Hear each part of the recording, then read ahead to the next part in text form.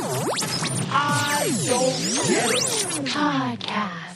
Hello, everyone. Welcome to 2021's first ramble. It's the first ramble. You guys, I am so excited for this ramble because I have like 5 weeks worth of notes on things to ramble about since it's been that long since we rambled. And there are so many things that are current and relevant to the I Don't Get It podcast that have been like headlines over the past few weeks. Oh, yeah. And I'm stoked. Okay. But Naz, I know that you wanted to talk about something first. Yeah. So basically, I also always look forward to the rambles the most. And I feel like I've been reading on the Facebook messages that you guys love the rambles, or some or most of you do. So I just want to encourage you guys that if you really love a ramble, please share it. Like, share it on Instagram, Twitter, TikTok, whatever it is that you're on and that you can share it on, or just tell a friend about it, because you guys love the rambles and we want to do more of them, but we also need you guys to listen to it in order to do more of them. Yeah. So, like, we would really like to do them every other week, I think. Okay, guys. My first I Don't Get It is light, fluffy, and not relevant to the world right now. But you know what word I cannot stand? Tell me. Bikini.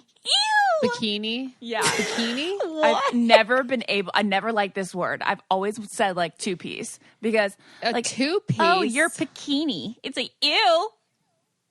I don't love bikini, but I do not like when people say swimsuit opposed to bathing suit. And I know I'm in the minority because it's a swimsuit, you know? No, I know. Like, I agree. Lauren and I were raised saying bathing suit. Suit. As I've gotten older, I started to say swimsuit just because it makes way more sense. you guys are, first of all, hilarious. I think bikini is one of the most fun words in the English vocabulary. I literally love saying it. I don't know if it's because I was raised in a very close proximity to Key West, and that's what I think of when I think of bikini and like Beach Boys. But what's hilarious is that, Ashley, you don't like the word. And when I think of anyone, when I think of the word bikini, it is you. Because I have never met anyone that is so comfortable just like living in a bikini. I know, but I feel like... See, I think I don't like the word bikini because I hate the thought of going to buy them. I hate the thought of wearing them. I just do not enjoy them.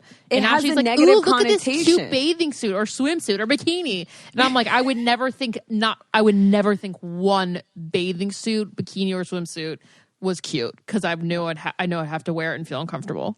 Right, because it's like mixed with all this self-doubt, right? Exactly. Or just like this dauntingness of having to like stare at yourself in the mirror at a bikini or obviously not everyone, feels that way laying on the beach, but like I think most people have at some point. Mm-hmm. I don't know what it is about the word. What about bikini line? Does that bother you? No. Bikini line? No, that's interesting. It's only when it's in reference to a two-piece bathing suit. All right. Whatever. You guys have so many... We should have I think we'll just start calling this the word segments because you guys, the Iconettis, just have like these words that are like so common that they just like are so repulsed by. I'm actually trying to expand my vocabulary this year, guys, and I have a great list of new words that I'm trying to infuse. Incorporate I think into you your talked vocab. about this recently, didn't you? Well, you have been doing well. You've been doing it all year. Have I? Yeah. Oh, cool. Yeah, you had like a word of the day and then you started using them. The thing is that I need to get to a point where I use the word and I'm not acting like I'm really using it. You know what I mean? Yeah. When that is perplexing. Yes. That was so ostentatious of you. It's like, I wish I could just sound like a Boston, college professor. You know what I mean? Where it just like flows effortlessly out of my mouth and someone staring at me would be like, yeah, that makes sense. That came out of Naz's mouth. Yes. But I'm so obvious in the way that I'm trying so hard to sound smart that it's like, doesn't even work. You know what I just mean? wish that regular, elementary school words would flow naturally out of my mouth. Okay, I'll give you guys one word of the day. One word of the day. My favorite word right now is reticent. And it just basically means like reserved. Someone or something that's like very reserved or like private. All right, I'll use it. So I don't know how we can't bury this headline or, bullet points on my list. Sex and the City is coming back. We all have a lot of strong feelings about it. I think we've talked about before how we don't think it would ever be a good idea for there to be a reboot. Sex and the City 2, the movie, was bad enough. I've never even never seen saw it. it. See, yeah, I've never seen it either. Because I don't Lauren, even you want to saw it, ruin. Lauren. I've never seen it. Lauren, you were so. Okay, well, pause we there talked- because I was like, maybe I did. Yes, because she did. She definitely did. They went to Abu Dhabi, remember? No, see, I don't think so. I think you did, but I think you probably only saw it once, so you don't remember anything about it. Maybe. I don't ever remember Aiden coming back. Don't remember. Okay, well, the thing is, it was really bad. And we talked about this a few months ago, how Naz had never seen it. And I was like, how do we talk about the show so much and relate our whole lives to it, and you never saw the second movie? Well, anyway, it really is something that probably most fans shouldn't see. But because they just couldn't stop, and I understand the, just how, see, this is where I can't find a word. Lucrative, this series will be on Great HBO. Mm-hmm. And I get they're doing it for, like, money and views, because we're all going to watch it, even if we don't think it's a good idea. But there's two huge issues here, which, in addition to the second movie being bad and it just being like a real definitive moment for us to say, okay, this series needs to be put to rest. These storylines need to be put to rest and live in glory where they were. Okay? But just in addition to that, sorry. Holy fuck, Ashley.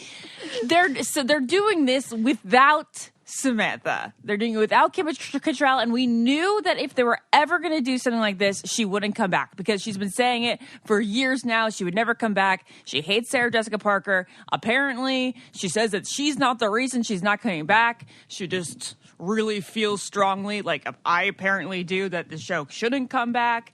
But then, in addition to that, the rumors are that Big is going to die in the first episode from a heart attack in the shower. What? Yeah, so the script that they were writing for a Sex and the City movie 3, if they go based on that script, he dies, and then the whole series is about Carrie getting back out there and recovering from this grief. We don't want this! All right, if you guys follow me on Instagram, you may have seen that I posted a story a couple weeks ago about how I'm in like a major hair shedding phase. It has to do with getting off the pill and like androgens and like all this stuff. So I immediately started taking my Nutrafol dedicatedly. Lauren, hairstylist, explain how common hair loss is amongst women and what Nutrafol does about it. Well, It's very common. I feel like almost everyone who sits down in my chair is like, how do I get thicker, healthier, stronger hair and not have to wait like 2 years for it to come in? And it's either hormonal or it's dietary, but it's very, very common. And I always say just try Nutrafol. You'll get thicker hair in like 6 months. It doesn't take that long, and your hair will just be so like almost like you're on prenatals. Yeah. They actually said in a clinical study, 86% of women reported improved hair growth after 6 months, and more than 1,500 top doctors recommend Nutrafol as an effective and high quality solution for healthier hair. And just if you guys needed numbers to feel less alone, 30 million women are impacted by weakened or thinning hair. One of the worst things I've ever done is just look at past photos of myself. The first thing I notice is how long and shiny and healthy my hair is. That and shit not for granted. Mm-hmm. I was going to say, knock on wood, I actually, I feel like my hair is still pretty strong and healthy and shiny, but definitely I don't have as much. It was way more dense back in the day. So when you say 30 million, Ashley, that makes me feel way better. But anyways, guys, just know that like that's not the end all be all. You can actually grow thicker, healthier hair, and you can support our show by going to Nutrafol.com using our promo code GETIT, and new customers will get 20% off. This is their best offer available literally anywhere. Plus, you can get free shipping on every order. So right now, get 20% off at Nutrafol.com nutrafol.com. That's spelled NUTRAFOL.com. Promo code GET IT. Okay. Is it, Lauren? I have a lot to say, so Lauren, do you want to go next? No, you go ahead. I kind of already ranted to Ashley yesterday. I know no one listened say the same things to you it, did. Lauren, people want to know what you think. I know.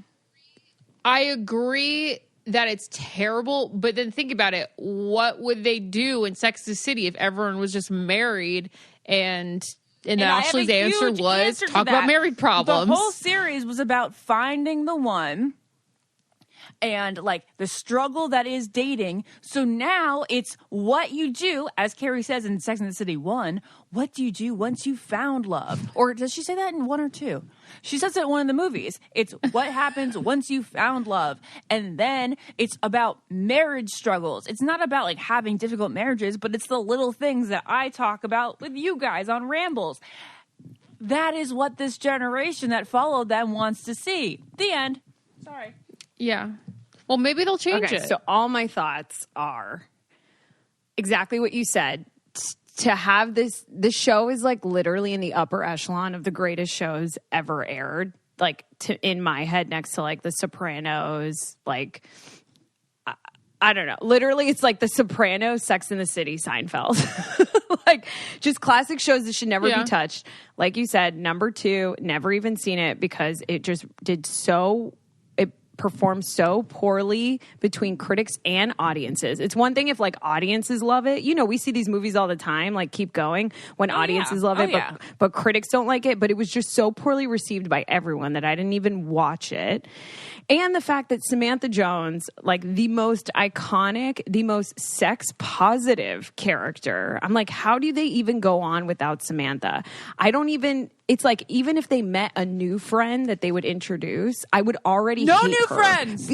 That's what I'm saying. It's like, we already have so much loyalty to Samantha. Samantha being Kim Cattrall, like synonymous, symbiotic relationship in the sense where like no one else can play Samantha. I don't think anybody would accept that visually or even want that, no matter how amazing the actor or actress was. I just think that's how like loyal the fan base is.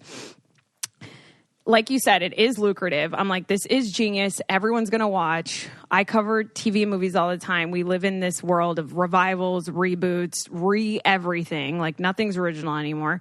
So in my head, I'm like, okay, this is very lucrative. Each cast member, by the way, is getting over $1 million an episode. I thought it was just Sarah, but interesting. Good, deserving. Oh, see, I'm so sorry. I'm confused. I thought this was movie 3. I did not know it's HBO Max. It's a series revival on HBO Max. I thought it was a movie. No. Well, 10 episodes. Well, it's good you said that because maybe a lot of people listening did think that. Maybe we weren't specific about it. It is a series. We're getting a season, and it is about these women. They got to kill Big then. I was just going to say, Ashley, I disagree with you. And Lauren, I agree with you because I think Big does have to go because there's more storylines and more to explore with like these women now, I don't know, maybe in their 50s now instead of in their 30s trying to date. I think you already have Charlotte with the marital, you know what I mean? You have Charlotte going through that journey, possibly Miranda. Carrie's going to be the one that's going to have to date. And I'm actually, the one thing that has me wanting to watch is how they're going to tackle everything I go through, which is dating apps, text messaging. I've always wondered watching Sex and the City, what would it be like if she had to deal with text messaging, ghosting, all this stuff? I was going to say maybe they could have like That's Steve what die. I'm saying. Please have Steve die. But Miranda has a kid, which would make it extra sad. And Charlotte has a kid that makes it extra sad. But then again, we've been so engaged with Big and Carrie's love story, but not as much. I love Steve and Miranda, even though I love Harry that relationship. Charlotte. So I think one of them had to die. It has to be Carrie because she has the column, right? And it's the column that drives each episode. It's her voiceover in the narrating that drives all the lessons. So it's like if Carrie's just talking about someone else learning these dating lessons, it's not as interesting as if Carrie has to deal with something a lot of people in the world deal with, which is loss. Especially when they're older. Like, Right. if they're 50 or something years old, a lot of people have actually probably gone through a Yeah, husband I think dying, isn't that maybe. the leading cause of men dying anyway? Is heart attacks? I don't know if that's like an old stat from 2007, but it's Yeah. been Disease, in my yeah. head forever. But anyways, Yeah, and he looked I like a know. heart I attack know anyway. that he had heart issues in the past. You guys, I can't, like, should we watch, you know, they said it was 10 years, you know, that it took her from meeting him to marrying him. And you're telling me they finally married and now he's going to die? all I know is that we got to get on Courtney or someone to get us screeners of this show, and we need to cover it episodically. Do you think it will be in one... We are the unofficial Sex in the series. City relating, not Sex in the City storyline, like let's get in like fans, but as far as relating it to our lives, as far as like having bigs and stuff, it's like that is something that I think we would all have really interesting takes on, and I would like love to do that. Let's do a Patreon. So we'll do an extra episode that week, and you guys like need to pay like $5 for it. Yeah. There you go. I'm so fucking down. And like Ashley, Let's do I it. am really torn. I think it's so perfect. There's a lot of me that's like, don't do this, especially don't do it without Samantha. But then I'm like, there is a lot that they can correct. That like there were a lot of issues with the show back in the day, whether it was like diversity or like how women were portrayed. You know what I mean? Like there were a lot of Or like how Carrie apparently was the Carrie toxic is the friend, but we all toxic realized friend. that when we grew up. Yeah. Right. So it'll be interesting to see how they try and tackle those things now. But I really just want to see her in like a technology driven dating world and like how that affects Carrie. I'm like so fucking interested. The last thing I'll share is that I Googled to see if Darren Star was doing it, the creator. Yeah. I don't think he's attached, but if this makes you guys feel any better or worse, Michael Patrick King is attached, and I looked him up, and he wrote most of the series premieres and finales. And it was an executive producer on the original. So it's not like it's like a whole new team. I mean, it could be, but he's definitely attached. That's the other thing. Like I'm wondering how are they going to get rid of Samantha? there's like another, like I hope and pray that they don't kill her off. You can't kill two major characters off in the first episode. They'd have to say that she moves back to LA or something like that. Yeah. Or that could be I mean, I know I'm coming from the heartbreak land, but that could be another heartbreak that they tackle, that Carrie tackles, is like the loss of a friend. But she did have like breast So now cancer. the breast cancer is going to come back, right? I mean that, and that's what Interesting. ultimately. And then, just like the Russian said, your friend may die. Oh, fucking what I was going to say is I like that it's called And Just Like That. Because you remember how she would always say that? And it's not called I Couldn't Help But Like That? Wonder. Yeah. It's called Yeah. And Just Like That. Yeah. Yeah, dude. This is I going to like be that. so interesting. Can I just say one more thing though? Yeah. I just think that a lot of people, you know, say, "Oh, Big was the relationship she shouldn't have ended up with." I just always found him so endearing, and like there's something about him that just felt like was warmth to me. So that's why I have an even bigger issue with him being killed off, because like while he may not have treated her right at times, I always felt like he was thinking about her. I think it's also like our wish. He's a fuck boy. From Case Kenny, we call him a I was fuck just going to boy. say, I think from all of our traumatic experiences with our bigs and fuck boys, I think there was a little part of us maybe a little happy to see that it worked out for someone, even if it was in a fictional world, because so many times it doesn't happen for us in the real world. So I think that's my attachment to Big. I can't wait to see Christopher, is it Noth or North? Noth In it. I hope he signs on. But also, you know what I was thinking, guys? In a dream world, they kept this PR thing going, but maybe over COVID in some weird world, Sarah Jessica Parker and Kim actually became friends, and then they surprise us, and Samantha pops up like in the season finale or something. Incredible. I'd love Wouldn't that be the most fucking genius thing ever? What a dream. Yes. Yeah. That'd be great. Now that the holidays are over, it's all too common to set health goals that never actually stick. And New Year's resolutions of the past were looking at you, and when it comes to eating better and consuming less sugar, let's be honest, most healthy snacks don't taste very good, and they don't fill you up, and they certainly don't satisfy those cravings. So this episode is sponsored by Monk Pack. It's like a little chipmunk who makes snacks that taste like your favorite sugary treats, but with only 1 gram of sugar. I have no idea how they do this, but they are delicious. And now that I'm actually someone that works out, I need a good grab and go bar that isn't filled with sugar, and Monk Pack has those for you. Monk Pack is a keto granola bar, and it contains just 1 gram of sugar, 2 grams of net carbs, and they're only 140 calories. The bars that I usually grab are 350 calories, I think. So these are incredible. For only 140 calories.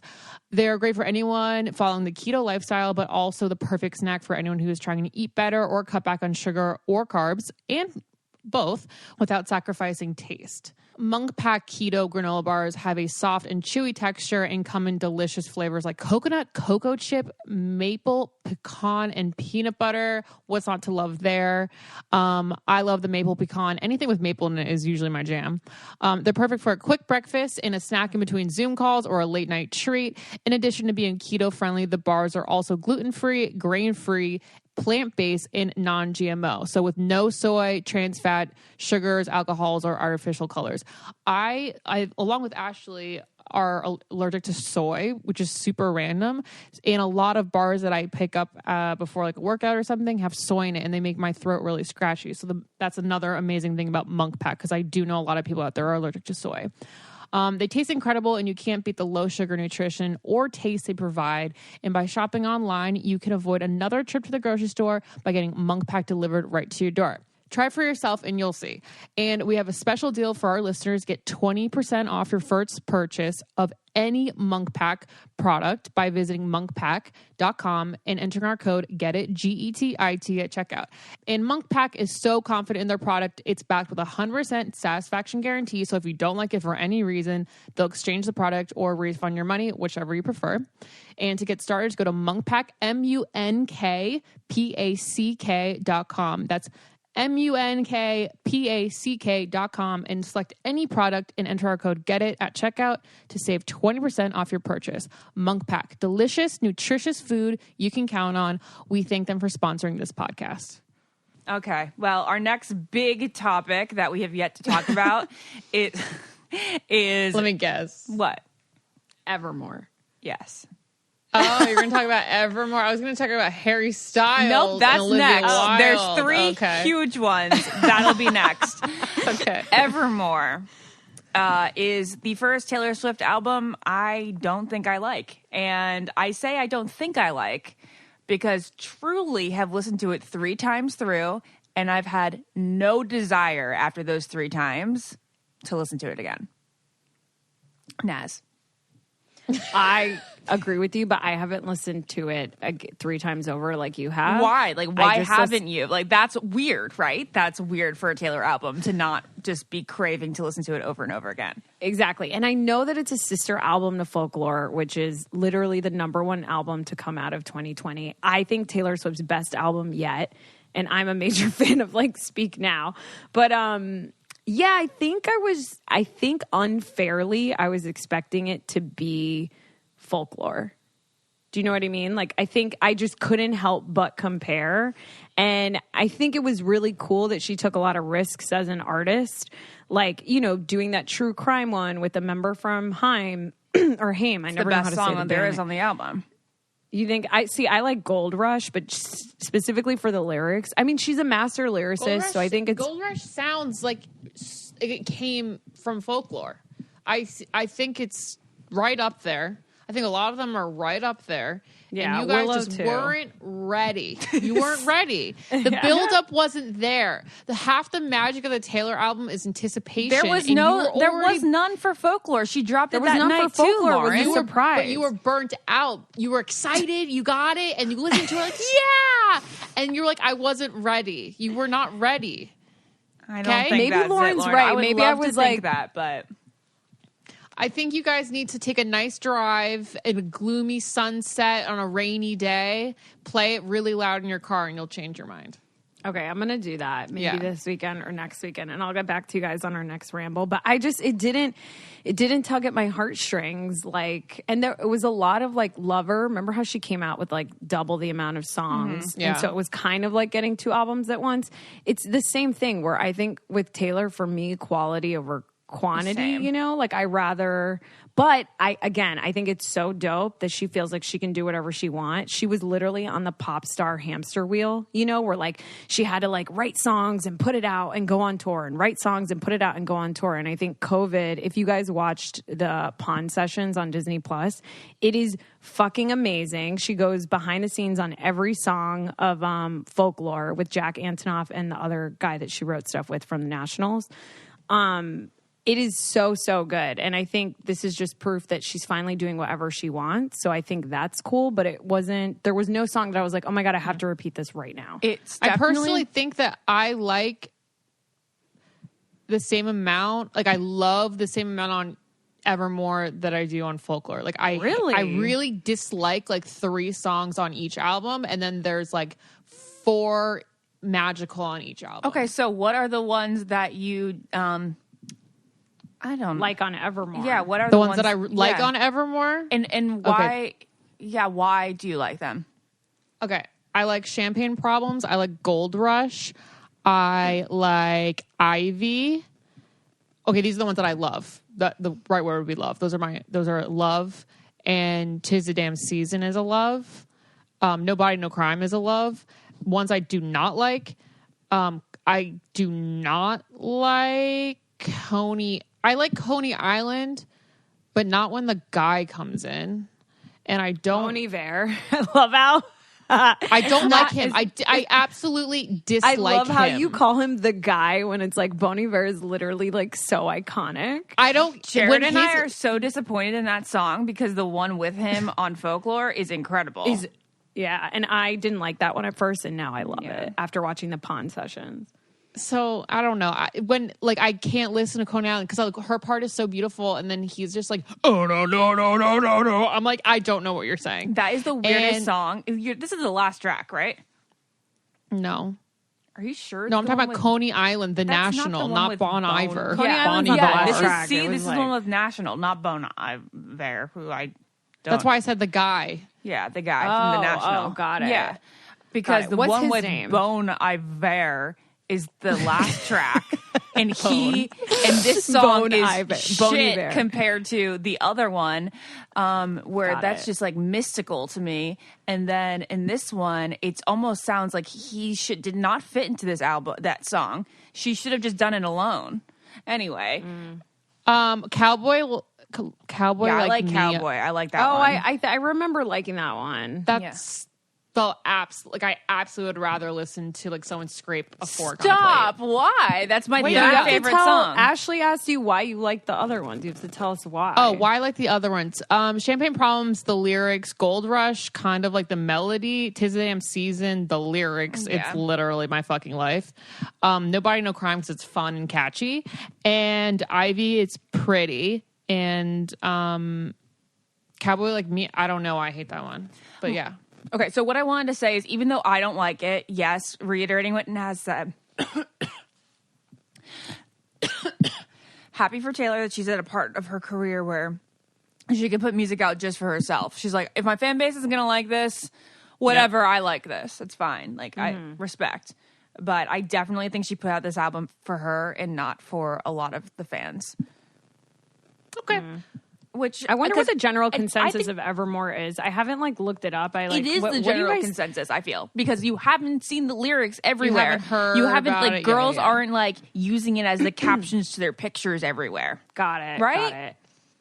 That's what I'm asking you guys. I haven't seen it in my circle, so in your circle of life, if you haven't seen it, then I think that is the general consensus. I don't think people are obsessed with it, but I do think the one thing that this has proven is that so many people that listen to our podcast are like, have someone on to dissect the music, to dissect the songs. And I think after watching the Pawn Sessions and listening to Folklore and now getting Evermore, I think what we've learned now from Taylor Swift in 2020 is that not all her songs are going to be about her dating life. Actually, very few of them are now. And now she's just truly expressing herself as an artist and writing about different things, whether it's a woman, a historical figure from back in the day, or a true crime thing like that song. You know what I mean? And I think that's really cool and exciting and new for all of us.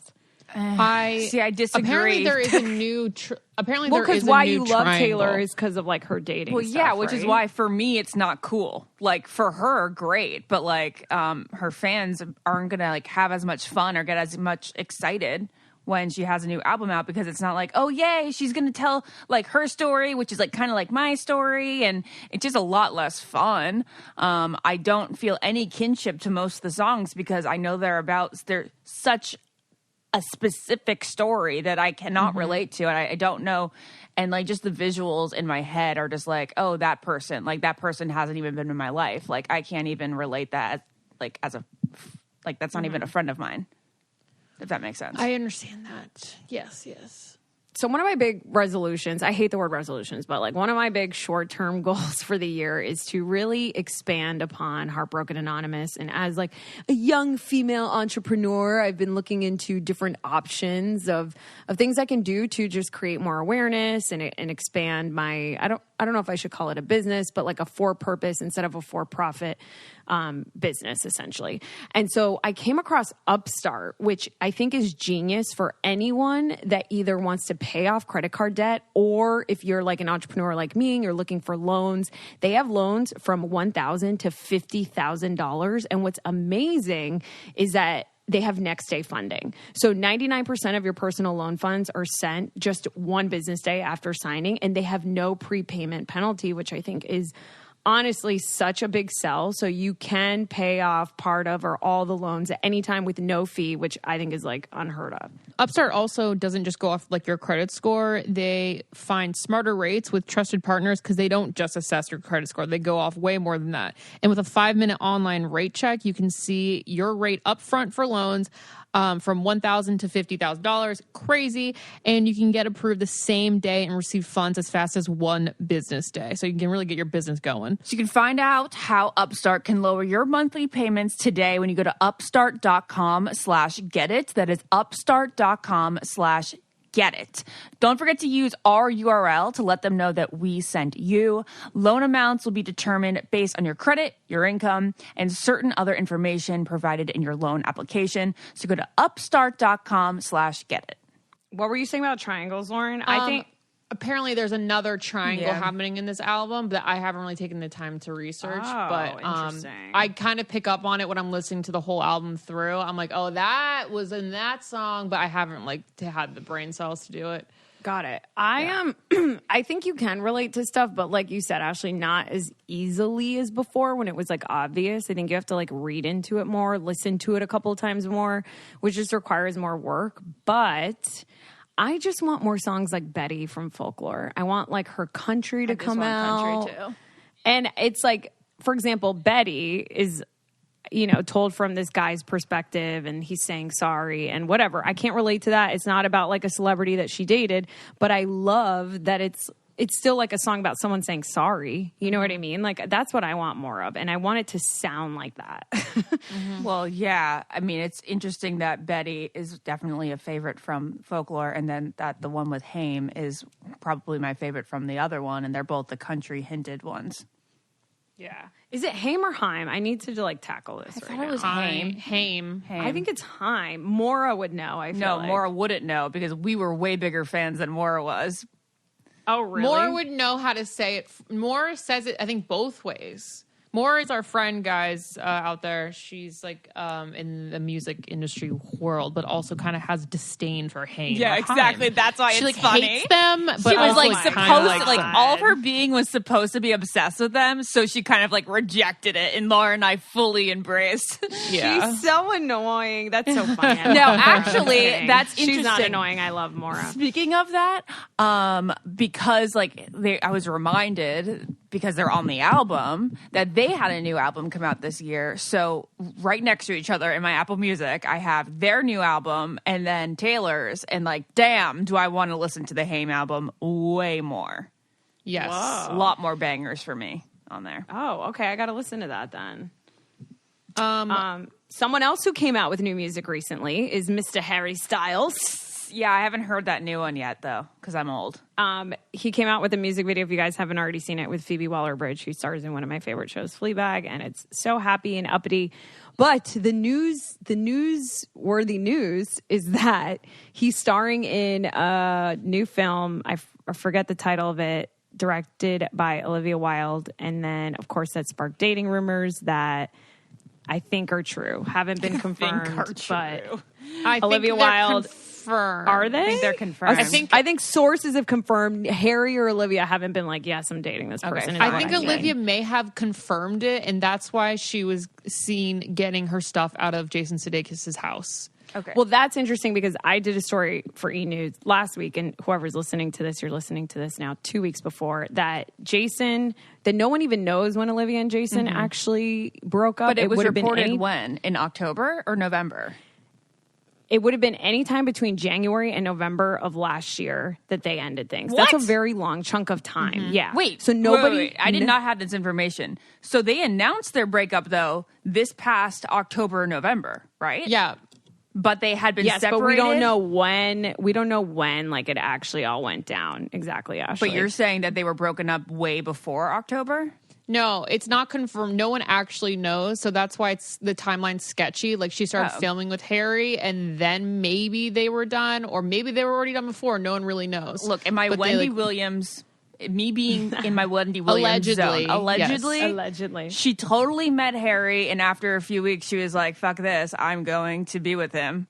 And I really think that she left Jason Sudeikis because of Harry, and I think she it's made a terrible heartbreaking. move. I think it's heartbreaking because she has 2 kids with Jason Sudeikis, a 7-year relationship. It just seems like such an immature thing. This is like, of course. It's very a teacher. Yeah, it's guys, like, but we have no idea. I'm pretending to be Wendy Williams right now. Wendy Williams. We're trying not to be so responsible right now in this discussion. I don't want to be just responsible. I want to talk about what probably actually happened. That nobody will say. I mean, I think that she met him. She was so insanely attracted to him that she left. Insanely. She left him, and I think that this is a decision that she's going to regret because this is like he's going to go on to another girl. It's not even just that. It's just like you had like a family with one man, and then you got swept off your feet by one person, as you would like 7 years into a relationship, and then I don't know, like in your like heart, in an adult mind, you go, I prioritize this more than this feeling of lust with another person. The endorphins of a new flirtation overtook her logical brain. Yeah, exactly. This is just my interpretation of what may have happened. Unless they were done in fucking last year. Can I go Jason through my Sudeikis hypothetical is situation? heartbroken over this news, he says. 2 kids, you guys. 2 kids. Which is why, back to what we were saying in the beginning, I don't think nobody confirmed, and I think Olivia was actually trying to keep this under wraps because a source does say that Jason is heartbroken over this. I did report on this, but my hypothetical alleged how it all went down in Naz's head is that Until Ted Lasso, which I just have to go off on a tangent right now, is such a fantastic, underrated television show that on Apple TV Plus.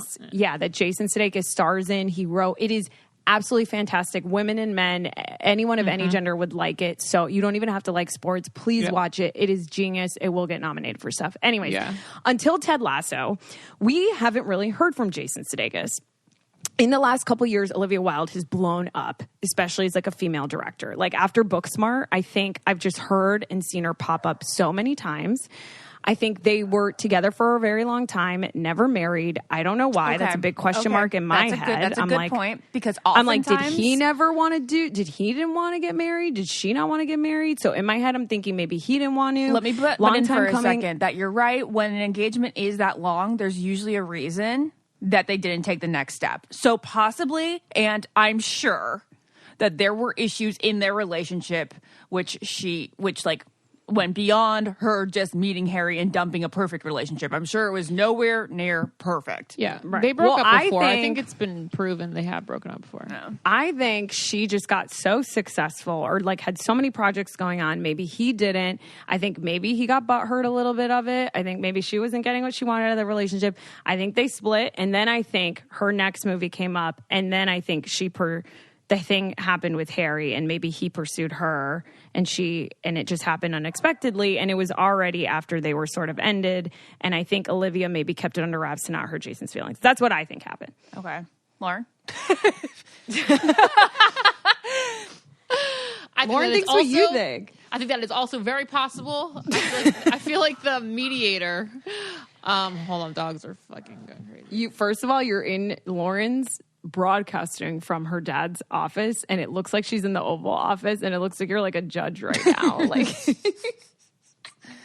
in like a big black computer chair. I know. I feel like I need a chair. gavel or something. Well, we're not arguing because I totally see Naz's way of it, and it's probably a combination of the both. They didn't have they did not have a perfect relationship. They may have been on the way to breaking up. Harry was a huge factor in it, is what I think the turning point. Hold on, let me get my earbuds securely in before I say So this. therefore, maybe she shouldn't have stayed for the kids. Maybe it wasn't like a comforting relationship. I'm just speaking out of my ass. I don't want to get in trouble. I just think that there is almost 100% chance that they're not going to end up together and be happily married. Right. That's the only reason I'm like weary if it was the reason the relationship officially ended. Like there's no going back. Like once you come out with someone new, it's hard to get back together. So that was her final, like, we're not getting back together. Like sort of thing. ever. That's an interesting Like state. ever. Like ever getting back Like if together. you're alone and you're exploring your own like projects and stuff, then you can come back together. But like after Harry Styles, then it's going to be hard. Also, to it's get like back all downhill after Harry. But I will say Olivia is just, I mean, when it first came out, the three of us had like a group chat and I was like, I kind of love this. Like, I kind of love him with an older woman, a fucking stunning. She is so awestruck to me. She's so beautiful and she's so smart. And like, I don't know, she really, I feel like I haven't taken much time to think about her, but she really is such a badass. She is. I like very like. She's mysterious, torn. but like, I don't really know who she is. I think she's. I think I understand why guys would have a huge crush on her. I understand that, and I do understand what you guys said that like meeting Harry, it probably like was so magnetic, you know, that it's like, I don't know. It's like you're kind of at a loss for words when you talk to Harry Styles. I would imagine. Ashley, do you remember when we met her very briefly? Yeah. Very briefly. Well, wait, did we actually say something? She said something. She asked me if I was waiting in line for a bathroom. Oh my God, that's so Wait, right. where? We were at Giant Stadium in We were at MetLife. At MetLife Stadium. In a suite. And cool. yeah. Anyways, We were like, and my God. Oh my God. And that was it. And I was like, that was Olivia Wilde. Oh my God. It's a new year. A lot of people used to start their New Year's resolutions with getting their body physically healthy, right? Well, I think a really good way to add to that is to get your mind as healthy as it can be as well. And that may take some therapy. And if you are interested in getting into therapy, BetterHelp, if you guys are a long-time listener, you know that this is one of our favorite ways to get therapy that is perfect for you. BetterHelp will assess your needs and match you with your own licensed professional therapist. And they do this, like you start communicating with them in under 24 hours and you can do it at home, which is great during COVID days. And also perhaps more comforting even when we are able to leave the house on a regular basis. It is nice just to jump on and be like, okay, I'd like to schedule a video call tonight because I'm feeling bad today. So it's nice to have it online or texting or messaging because it's just really, really convenient and kind of more private because then you don't have to go and sit in a waiting room and park and potentially see people from your town or who knows. So then BetterHelp is a great option if you want to be more private. Yeah, and how Lauren just mentioned messaging, to me, that is the biggest selling point because when you are, as we all are, dealing with, whether it's stress, anxiety, depression, anger, grief, self-esteem issues, or just trauma, when you're in that state of whatever it is that I just mentioned, you sort of feel helpless and you're like suffocated in that feeling and you need help right away. And so to me, a big selling point with BetterHelp and why I've always recommended it to friends is because you can message somebody at any time, which I think is amazing. It's not like you have to wait for your friend to get off work, to call you back to help you out. And again, this isn't self-help, it's professional counseling. And so many people have been using BetterHelp that they're actually recruiting additional counselors in all 50 states. So guys, if you want to start living a happier life today, as a listener, you'll get 10% off your first month by visiting betterhelp.com/getit. You can join over 1 million people taking charge of their mental health. Again, that's BetterHelp, HELP.com/getit. There is one other pop culture topic that I do get, and that is Bridgerton. Are we going to discuss Bridgerton? I think we should discuss Bridgerton, yeah. Do you know how, yes, I told Ashley, hey, watch Bridgerton. Hey, watch Bridgerton. It's so romantic. You're going to love it. Watch Bridgerton. Watch Bridgerton. A million times over because I just knew that she'd love it. Lauren, I started like 3 days after you told me.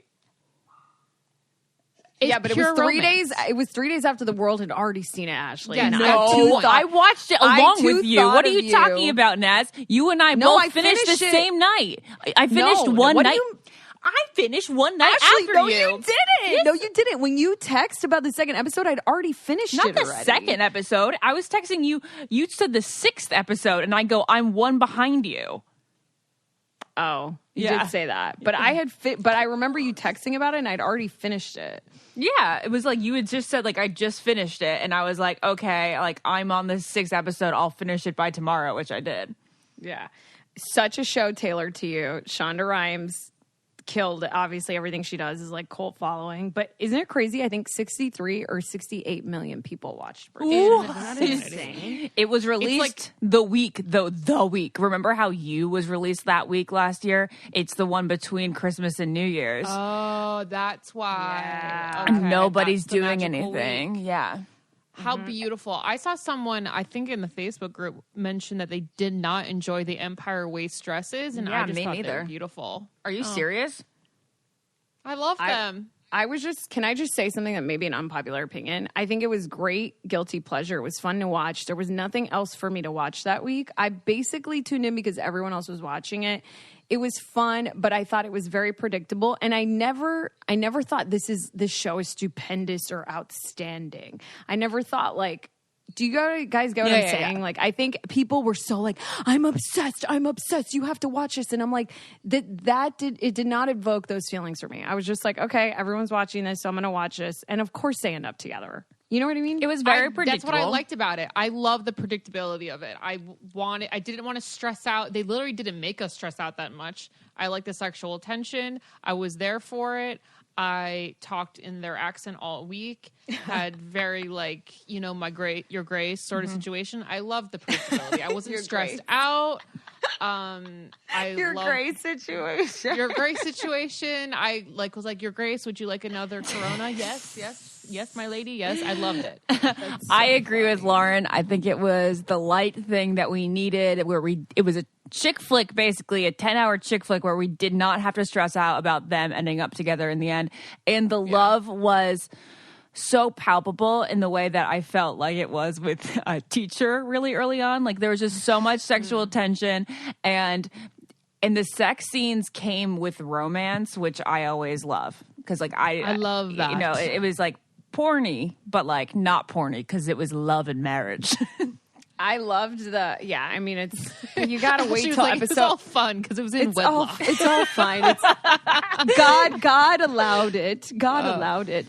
But it's a fucking slow burn. You gotta wait till episode 6 till you see any like real nakedness under that perfect Taylor Swift instrumental, which I just absolutely It was fun loved. to be like, wait, what is this? What is this? Oh God, I can't place it. Can we also just say that it was just fun to look at the two of them because they were both so stunning? The leads. I didn't think that their attraction was matched.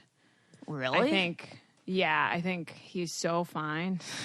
I think she's so pretty. She's just like my she type is of stunning. pretty. She's stunning, and I told you guys she reminds me of Kate Winslet, like literally spitting image. She's However, like Kate it was the Winslet. outfits they put her in that just made her seem so much younger than him to me that it kind of like threw me off a little. if that Okay, makes so full circle conversation here. First off, she looks like Dakota Fanning meets Sophie Turner meets Kate Winslet, and Lauren saw a little Keira Knightley in there, which did you say that? But I did not see that. I strictly just saw Kate Winslet. I mean, Kate Winslet's eyes. It was like from like the bridge of the nose up was so Kate Winslet. It was weird. Well, and her mole's in the exact same spot. I didn't and your realize she had a moles. I mole didn't realize until she you had a said mole. she had a Yeah. mole. There's a I mole near didn't even her mouth. realize she I know. had a mole. I never realized she had a mole until you said it, and then I watched the next episode. I was like, she got a mole. Okay.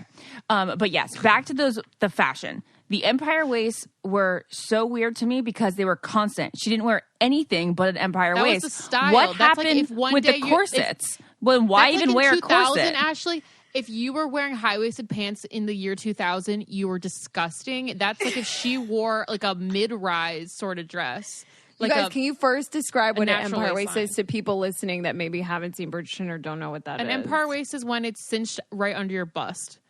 Yeah, so not your waist, but like right underneath the boobie is where it's the tightest.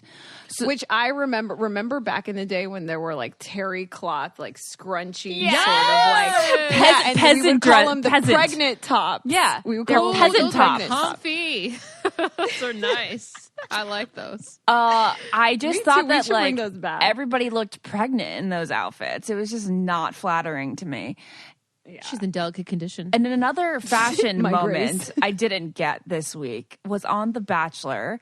I didn't understand, and I tweeted it out. And of course, people are so like, you can't say anything these days. You can't even question somebody's outfit choice without people being like, fuck off. That was the ugliest piece of shit I've ever seen. all cranky. Wait, what are you guys No, talking about? not Victoria's. But Oh. the fact that Brie tied her sweater over her shoulder and through her waist. and Actually, then- that's cute. Everyone. I thought that was a cool fashion choice. I think was like, it's oh, way weird. to elevate the basic turtleneck. turtleneck. She wasn't wearing a turtleneck.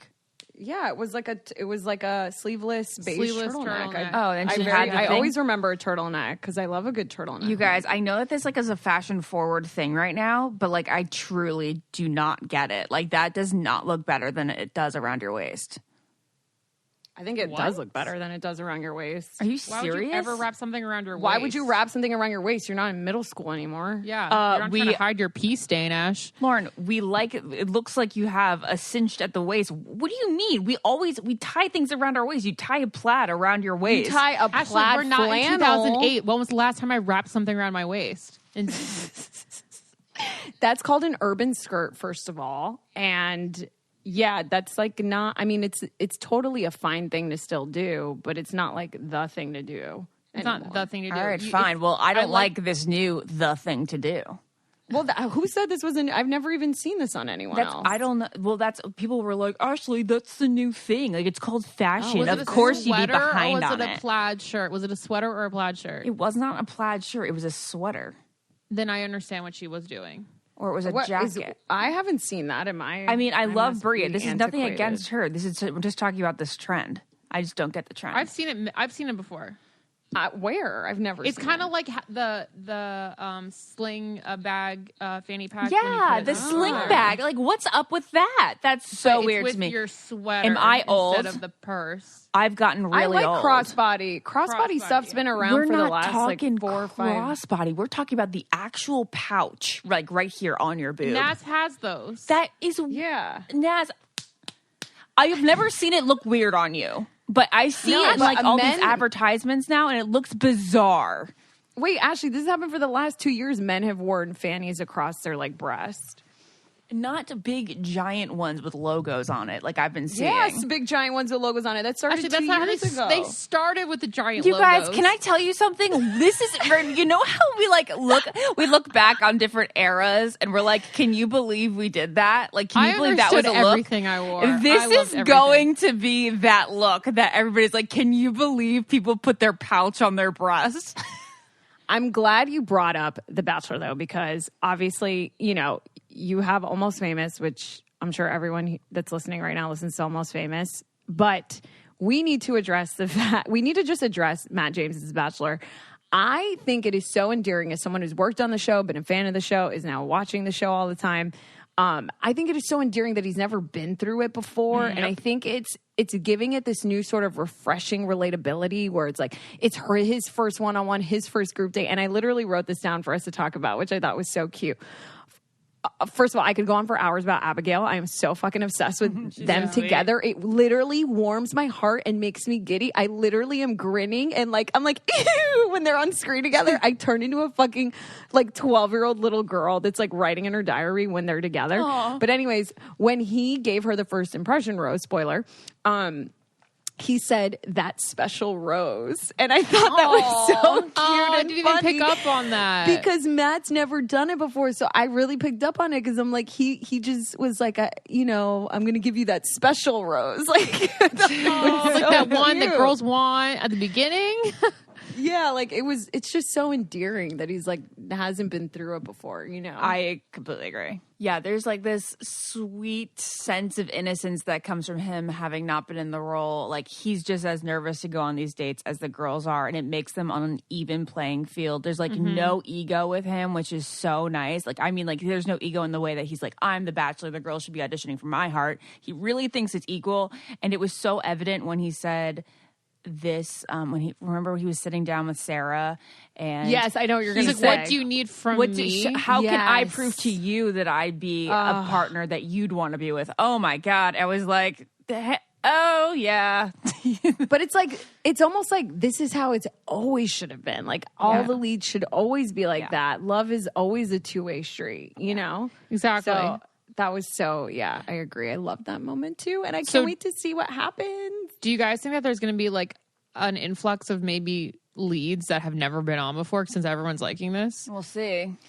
Yeah, I think this definitely opened the door, and it's kind of crazy for anyone to be the Bachelor or the Bachelorette, which is kind of wild. I kind of like it because then also when you're one of the contestants, one of the 25, then you're not looking at if I don't get this, then I could be the Bachelorette or I could be the Bachelor. And then that secondary consolation prize isn't even there for you.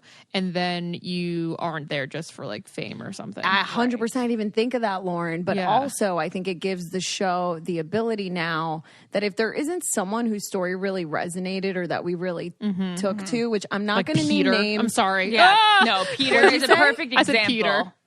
Oh, see, I think Peter was a great season. Peter was a great season because it was such a train wreck. But Peter, we didn't really have a huge attachment toward on Hannah's season, and he was plucked because they just had to pick him or there was Zippo. Right.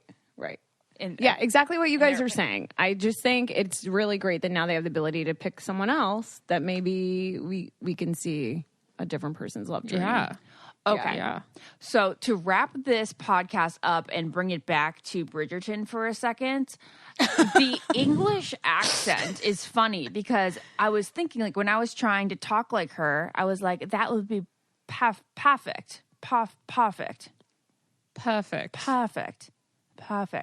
So then how, I've never been good at accents. So how do they teach English or grammar in England? It's a PERFE. Perfect. They're so the E sound, what does the E make? R, a soft E, a soft or hard E, Yeah, and it's perfect. But do we teach it as a purr? When we're learning? It's probably an ah. Do they say an E makes an ah sound? But no, first of all, their English came before ours, and But technically, ours makes more sense because ours is perfect. No, ours is perfect because an E makes an sound or E. I guess, yeah, I get what you mean. The R is But do you guys watch The Crown? No, I have to watch season 4 just because of Princess Diana. Guys, you need to watch The Crown for season 1. I tried. So I got through 4 amazing. episodes, and I just thought it was too slow. Oh my God. It is slow. Every episode's like a movie, but it is the most well done. But anyways, I started speaking in their accent after watching. Whenever it comes on, I try talking like them. And I too am infatuated with the way they speak and how Claire Foy would always say But it's actually different than the way they talk in Bridgerton. Yeah. Yeah. It's all, there is so many different like Variations of the dialects. I was actually thinking, because WandaVision's coming out, it's now out if you're listening to this, and that is the first like Marvel show, but it's very much like a 50s sitcom meets the Marvel Cinematic Universe. It's so crazy. It's like you're watching the episode and it's like you're watching I Dream of Jeannie meets the MCU. But what I kept thinking is like, how in the 50s, like when did we stop talking like that? They're like, oh, it's a gas. No, and I'm like, when not did we just stop? that, but women used to just speak so softly. Like women used to just sound so feminine, classically feminine and gentle. And I'm not saying I want to talk like that, but it's interesting how we've evolved into being like the way that we're talking here on the podcast. We're like, I just took a shit and farted. I know. Not even just what we say, it's how we say it. No, listen to me, girls. There was this thing I saw. I don't remember where I saw it, but the way that you watch movies and TV, okay, back in like from like the 20s to like the 50s, they created a language. It's not how everyone talked. It's only what you guys are seeing in movies and TV. Really? They created this blend of accents so it would appeal to both the British and the people here. That so makes it was so never sense. it was never really, they went to school and they trained how to speak in this semi like, oh, she could be from here, but she could also be from here. Interesting. Whoa, my mind is blown right now. That makes so much sense, Lauren. Yeah, that it's like so Grace appealed to Kelly masses. like sound. Yes.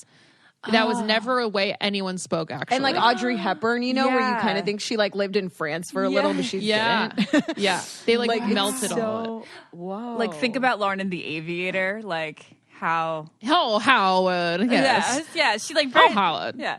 Yeah. Yeah, well, I think of Moira Rose from Schitt's Creek, how she has like this unplaceable accent. It's like you can't tell where she was from or where she lived, but it's something. Yeah, It's just like a blend. whoa, so interesting. Wow, There you that go. like that would bring us to another hot topic if we were gonna go there, which would be Alec Baldwin's wife. Oh, that would my seamlessly God. blend All right, into fine. Wait, I let's need to know just your do thoughts it. on Hilaria. I don't Just real find this quick. so funny or interesting. I don't get it. I don't think it's understand why the masses are so entertained by this. I will Because say it's someone pretending to be someone they're not, isn't it? Right? Yeah. I don't know the whole story. it's not as big of a deal as they're making it seem, but it's like she just Seem like just is trying to be someone who she isn't, like Naz said. So she like like her name's Hillary, but she goes by Hilaria. Hilaria. I guarantee she had like an uncle from Spain who called her Hilaria, and she's like, "Ooh, that sounds prettier at No. like age 8," and then was like, "Call me Hilaria." no, what happened is something like that. She says that she was born spent in the summers Boston in Spain. area, spent some of her like upbringing in Spain, and where her family called her Hilaria in Spain or something like that. Yeah. And I get So it. she clung on to it. She's a little shit, but I mean, Do you guys it's think something a Alec 13-year-old would Baldwin? do. Do you think Alec Baldwin cares? Do you think he's like whatever? I think he's like, whatever. God, they found out. Damn it. exactly. Lauren, yeah. Like he knew. He's a smart guy. Like maybe he Oh. picked up on it in the Every past couple time years. she says, "Hi, I'm Hilaria," he rolls his eyes, just hopes no one catches on. Well, what was funny was when she was trying to explain it, and then she got on Instagram and just spoke in a totally American accent. That's and she's true. That's been not in good. different. I've read that she's been on different podcasts, sounding and saying different things. Did they do a skit of her on SNL? Because that's what my first thought was Probably. like. Damn, Alec Baldwin's gonna get called out on SNL, and he is an SNL person. Yeah. That's like Lindsay Lohan. Yeah. You know? And Madonna. Like, it's And Madonna, so many yeah, people. That's true. That's Yeah. true. All right. So hilarious. Well, Well, guys, funny great. stuff. And Great that's first how you ramble. party in Mykonos, baby.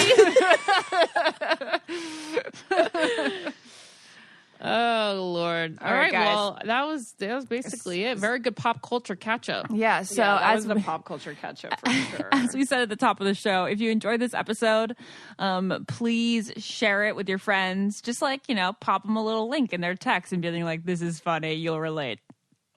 Yeah. And let us know what you think about our episodes. I'm personally really curious on what you guys think about our last episode with Case Kenny, especially if you're single. Let us know what other angles you'd like for us to cover on our podcast. But yeah, love you guys. Love it. Love you. Bye. Bye. Bye.